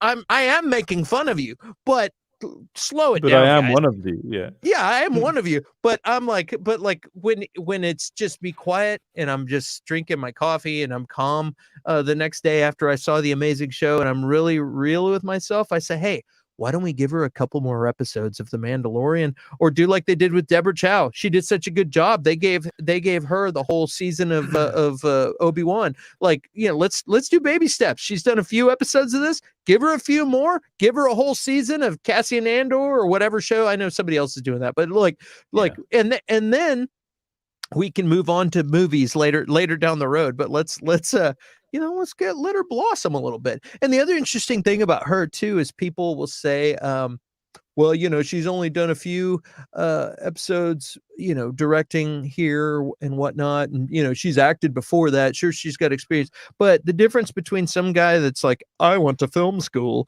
blah, blah, blah. She's been in this business since The she whole can life. remember, her entire life. So somebody that decided to go to film school when they were 18 and learned a bunch of stuff and figured out they could learn more on their own. As I've heard from many people, they're like, dude, I learned more after film school. Her whole life is film school. So I don't know how old she is. I was going to look that up because I was daydreaming about this conversation She earlier. is 40 years old. How old? 40? 40, yeah. Yeah, so she's had 40 years of film school as opposed to somebody that started when they graduated high school. So, I mean, as far as giving her the props and understanding of what it takes to be a director and what's supposed to go on in a movie set, she's got more experience than just 3 episodes and the couple of other things that she's done. She's been doing this her whole life. So, yes, she could. I think you could give her a movie. But again, let's slow it down. Give her a chance to get better and better and better. That was a long rant. But I completely agree with you. I mean, she's a relative as far as filmmaking is concerned. She's still at the beginning of her career. Like, Deborah Chow has directed feature films before, directed a lot of TV episodes. Also, the reports were that Obi-Wan Kenobi to begin with wasn't going very well, so they had to rewrite everything, which is why we still haven't had it. We were originally supposed to have it last year, and then it got pushed back because they decided to go back to the drawing board. So, you have to be. I think you probably might know when certain people, like, say like a John Watts, for instance, who did like one movie before directing Spider-Man, one relatively well received film in Cop Car. They might have had a meeting with him and they just thought, he's got it, he's already understood what we want, we like his pitch, we'll go with that. Something similar has probably happened here with Bryce Dallas Howard. But I would say, like, especially as far as Star Wars is concerned, like, Spider-Man's a big property. Star Wars is potentially like I wouldn't say a lot bigger, but it is. I would put it slightly bigger than Spider-Man, even though Spider-Man's made a heck of a lot of money. But it's. I would just be a bit cautious, and I think herself might be like, give me a couple of episodes in The Mandalorian season 3, which I think she's going to get at least one. Maybe an episode of another show, and then we'll see what we can do from there. There's nothing wrong with that. I think it's probably better for her and maybe better for whatever she gets to do. Maybe she doesn't even want to do her own Star Wars show or movie. Maybe she wants to go off and do something else. I got breaking news. What is it? Dallas Bryce Howard is going to act, direct, produce Mara Jade movie. She's going to be Mara Jade. She's going to be the lead character. She's actually writing the story and is going to do the stunt work herself. And she's paying for it out of her own pocket. It's amazing. She can do anything. Maybe give her like Dr. Aphra. I think that'd be pretty cool, actually, if she gets to do that. But there are a lot of properties that she could do in the Star Wars universe. But maybe she wants, or maybe just her and Ron Howard want to completely own Star Wars themselves, and just Ron Howard wants to do Solo too, and they'll let him do it, and she'll go off and do what was the one you said? I said Mara Jade. Mara Jade. It's a redhead. Mara Jade's wife is a redhead, so make her Luke's wife. And you heard it here first. She's directing it, starring in it, paying for it. She's also going to play Luke, but with the new re-speecher and deep fake technology, they'll be able to switch it to Mark Hamill. It's amazing. She's so good. She's going to be acting against herself. She really is, as you would say, absolutely brilliant. There's some fun. Brilliant. There's some fun interviews I've seen with her. I think one's with Conan O'Brien, and she's and where she does some crying on command. And it's a really fun interview. She just seems like a really nice human being. Either that or she's a great actor. But she just seems super nice, and I just like Dallas Bryce Howard. I think she's cool, and her dad is super cool too. Go ahead. What were you gonna say? I was going to say, you know what they should do? What she should do? You should get her you should get. Oh shit, I've forgotten all their names now. Uh-oh. All the redheaded actresses that all look Jessica the same. Chastain. Jessica Chastain, Isla Fisher. Who's the other one that's in? God, what's her name? I think this is a dream that I had once. What are you Yeah. talking? Bryce Dallas Howard, Jessica Chastain, Isla Fisher, the one that was in Mad Men. Oh yeah.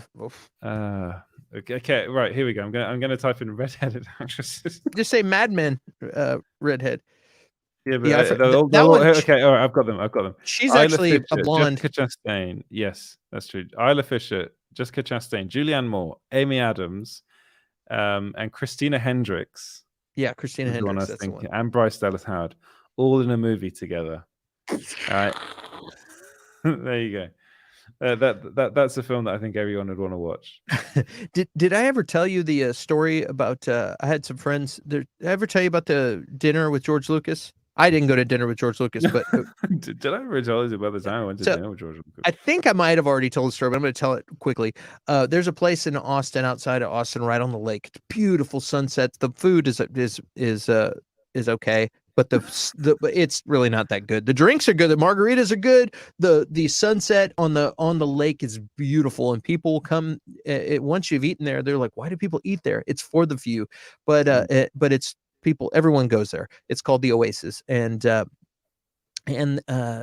had a friend who was working there, and two friends actually that told me, they're like, yeah, George Lucas and Ron Howard both went and had dinner there, and she waited on them, and I'm like, what did they eat? They're like, they had nachos, which is just funny. But it was interesting that George Lucas, he had a Suburban pull up with tinted windows, bulletproof glass, like all the celebrities do with like, I think he had 4 like big giant security guys, armed security guys, and he's worth billions. So and they rode off into the sunset. He took off and they left. And then Ron Howard leaves, and they'd had a couple margaritas and dinner and stuff. And Rod Howard, when he leaves, it's time to go, he comes out, and they're waiting for his security detail to show up, and he just keeps walking. And he walked over to the parking garage and got into a little Toyota Corolla rental and drove off himself. He didn't have anybody with him, and he's and I'm like, how awesome is that? Like, he's such a humble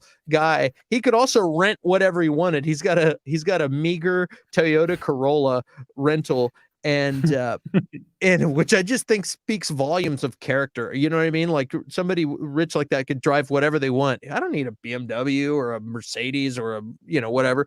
And I think that's cool. And I think the apple doesn't fall too far for the tree with her. Yeah. I feel like she's a good human being, and I'm glad she's getting all the praise for the stuff that she's been doing. I hope she keeps doing it.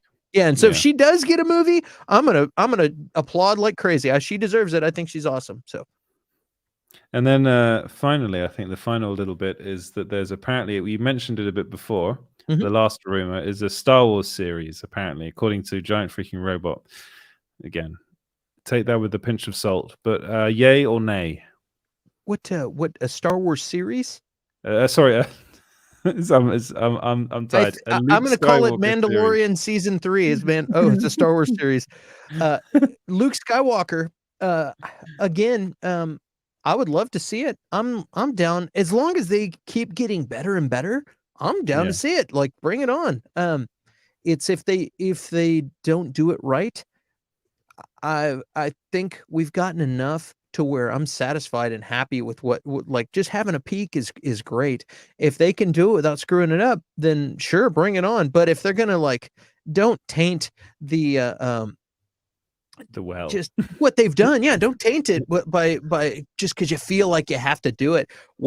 I would say wait a couple of years and then do it, because this technology is getting better and better.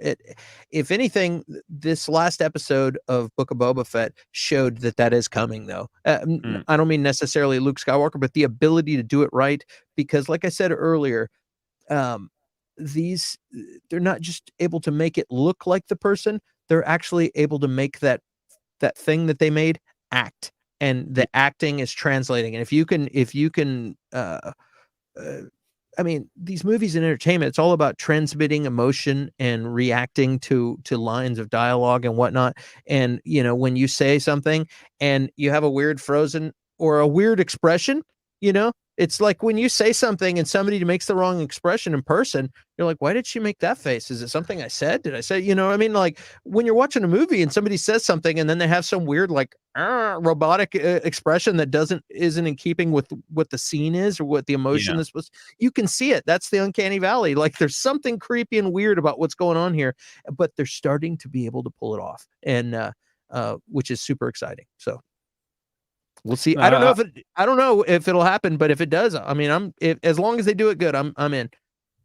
I agree with you. I think it's something that it could be good, and I think that to be fair to the media outlet that I've named far too many times now, they did say that it was for a Luke Skywalker Jedi Academy series. So, I mean, what that could end up being is not a series. It could end up being like a couple of episodes of another show where you see like Luke actually developing that Jedi Academy, which he's making on that. I don't actually know what that planet is that they end up on with all those robots, those weird, creepy spider-like bots making that Jedi temple. They're like ants. They're like, but that temple looks way too small. So you can compare it to the one that was it on Coruscant, the Jedi temple. The like the really big one with the library and everything. This is supposed to be like the one that gets destroyed with in the background when you had Ben Solo. Like that's what it is. It's the one that Ben Solo and the Knights of Ren destroyed. Mm-hmm. So maybe that's what that might end up getting up to, is that point of but I'm not sure if people really want to see that. I'm going to be honest. I think people might want to see like the beginnings and like see what happens between Luke and Grogu, and that'll be in the Mandalorian season 3. And then maybe Luke might go on his own path. You know, there was that whole thing about stealing the Force trees and stuff with Poe Dameron's parents. I think that's in the comic, isn't it? So maybe they could do something along those lines. You know, do something more missiony with Luke, which might be quite fun. And then seeing Luke train people as well, and seeing how maybe create another Jedi character as well, a little Padawan that becomes a Jedi, and then they go off and have their own adventures and stuff. You know, there are lots of possibilities, but I think the thing that Luke said in The Last Jedi is that I think they killed everybody, didn't they? Yeah. I would also like to see stuff with like Kyle Katarn and like different Jedi characters from video games and things that you could use, and you have the actors to do it. You know what I mean? Like, what's that guy that played the Joker in Gotham? Yeah, you know what I mean. Like it's called Carl Clayton. Carl Castis. Yeah. That guy, like we've got some other people and there's a huge video game following, so you could take some of those avenues and make those live action and you know, it's just like we got an expanded universe of like comic books and novels and all these different characters, like they're using Thrawn, you know, and then you also have video games too. So it's like, hey, just expand on all that. They got a lot of material. We can get away from Han Solo and Luke Skywalker, you know. By the way, I think I remember you saying that you got yourself an Xbox, didn't you? Yeah. Yes, I do. I have an Xbox. Is this the Series S you got? Yes, it is. I just got myself the Series X. Yes, I treated myself, so we should add one another. This is probably something for offline. Yes. But yeah, no, that's exciting. Yeah, that's exciting. Fun. I haven't been playing much, so I've been so busy, but now I have a good reason to. Yes, and maybe play some Halo online or something. I've never played that game before. This is my first ever Xbox. I've decided to leave the world of PlayStation for some reason. Nice. Just in time for them for Sony to buy Halo. Yeah, literally to buy. That just Bungie. Happened. They bought Bungie. Yeah, I know. Oh well, I think we'll end it there. Thank you very much, guys, for watching. Where can the people find you? Where can you find me? You can find me at, if you want to hit me up on social media, I'm the OG Clint Baker at both Instagram and Twitter. And you can do a search for Clint Baker on, or the Clint Baker Show on Facebook, and you can find me there. And you can catch me. I'll be doing a show with Bakertown later on tonight. who was in the comments. I'll be doing a show Yes. tonight in a couple. And what time is it? I'd say probably an hour from now. At youtube.com/Clint Baker channel. So Yes. go check that out. It'll be a good time. So make sure you go and check that out because that's a good fun show. Another show though that it's just too late for me to do. I can't stay up until like 4 o'clock in the morning. I got stuff to do. Catch a little bit of the rewatch if you can. I got some new production stuff that I'm trying out, and I think it's going to be pretty cool. The thing that I do now is now that I have YouTube Premium, I can just put the show on and listen to it in the background and like go around with it with my phone. My phone doesn't have to have the screen on. Yep, that's the best ever. Yeah, that basically means that I listen to it as a podcast, so it's good fun like that. And actually, I did say like last Wednesday. So if you want to follow me, it's at Small Screen Co. everywhere. Last Wednesday we did the first step, the kind of revival of Small Screen Stories. I'm going to do that every Wednesday. And that's going to be I do it at 3 o'clock French time, 3 p.m. French time. So I don't know what that is wherever you are, I'm going to be honest, but you can catch it as a podcast wherever you get your podcasts at Small Screen Stories. I'm actually thinking I might put this recording on there as well as a new episode on there. Cool. So you can probably listen to that as well, because I think when it's you and me talking and there are a fewer interruptions. It's also good to listen to as a podcast. So maybe an episode here and there I might put up as well. It'll be good to have you back on the podcast as well. So make sure you guys do all of that. Follow everyone everywhere. Go and watch Clint and Curtis talking about what are you going to be talking about? Oh, we got all kinds of crazy stuff, man. Oh boy, we're going to be talking about Wolverine casting rumors, who we think who could play.